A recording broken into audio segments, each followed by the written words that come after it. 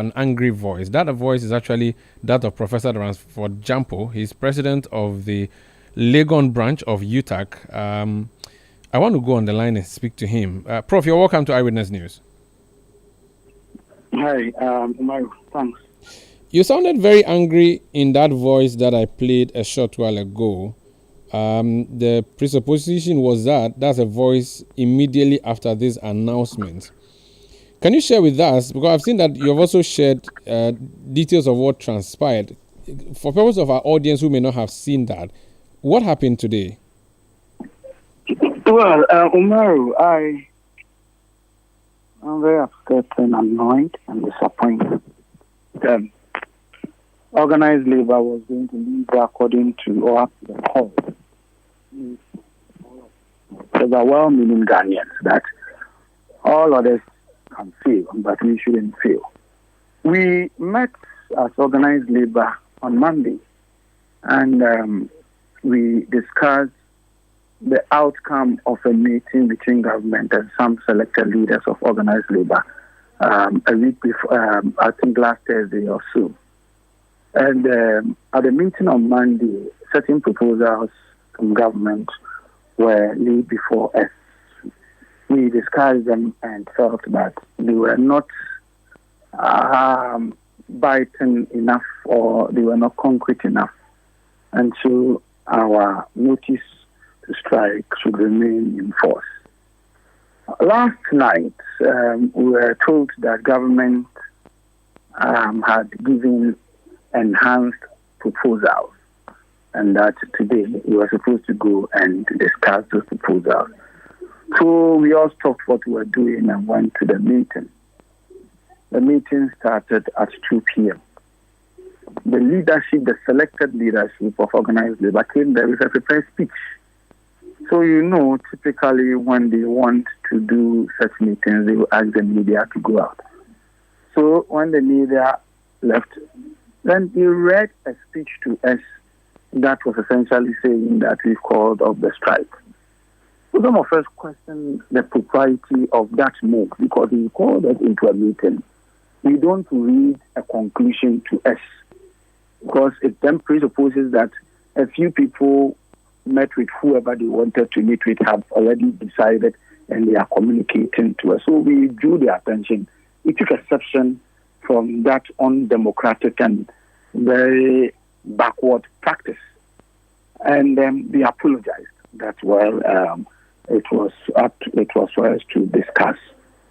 So some of us made the point that the kinds of things that the government said they want to be doing and from the ones they said they will be doing on Monday, which we had discussed. And so it's for nothing at all. It's not government, it's an inquiry moratorium on mining. It's for nothing at all. One maybe 1 week. So that Prof, your line is bad. Oh, sorry. Can you hear me now? Yes, please go ahead. I have lost my voice because the meeting was acrimonious, rancorous, and we had to be shouted. Sorry. So I'm saying that we had said the so-called enhanced proposals from the government were not so different in substance from what we had discussed on Monday and had rejected. And so, if for nothing at all, some of us were saying government could put a temporary moratorium on mining so that we can all discuss, agree on the kind of proposals that are being thrown to us. And when we talk about moratorium, we are not even saying banning, but it's a kind of a temporary suspension. Once you do that, people know that you mean business because all the other things that they said they were doing, they are the kinds of things that they always see. We are deploying military, we are doing this. They are all political talk. And so we wanted something that will be more seen as concrete, if you like, an address from the president and see giving this, placing this temporary moratorium and all that. That would have made us see that government is really committed and serious. But whilst we were discussing this and we were not done, these two leaders quickly called in the media and read the statement that they had already prepared. And we had, so none of the suggestions we made found their way into what had already been prepared and signed. So they read it to the media. And so we had to disperse. So like I indicated earlier, the meeting was rancorous, it was acrimonious and tense. It ended in disunity. And UTAG was ably represented. What we have decided is that as of yesterday, all the public universities had voted in support of a proposal that we have submitted to them, that is strike, to force government to do the needful. And given that we've all voted in support of that, the neck of UTAG meets tonight, and we'll take a final decision and let Ghanaians know. But I've said that my members should brace themselves to be the only conscience of the nation, if for nothing at all. We've done that before. Only University of Ghana commenced a fight against the obnoxious and backward, antiquated public universities bill. We commenced, the entire UTAG joined, and were able to put it on the, ensure that it is discarded. And so we've done some before. So we will not disappoint. We would meet tonight, and then we'll let everybody know what we intend doing. If organized labor wants to go this route, and I'm sad, before we're going, there had been so many allegations, and the way and manner they conducted themselves festers or deepens those allegations. Even if you have a preconceived or you have already taken a decision, that you could have gone about it with a certain finesse and with a certain tact and with a certain approach that brings all on board. You came there with a prepared speech. At the end of the day, you read the prepared speech. Even when the meeting was not done, your guys there who came to cover will tell you that they were just called in at a time when we were disagreeing and we were still talking. And then some of them even captured the way and manner we were disagreeing, on tape. And I think it was not professionally done. And so, well, by the grace of God, we are calm, but we are bracing ourselves for a meeting of UTAG NEC. And whatever will happen, we'll let you guys know. I'm not happy. I'm disappointed. I'm annoyed.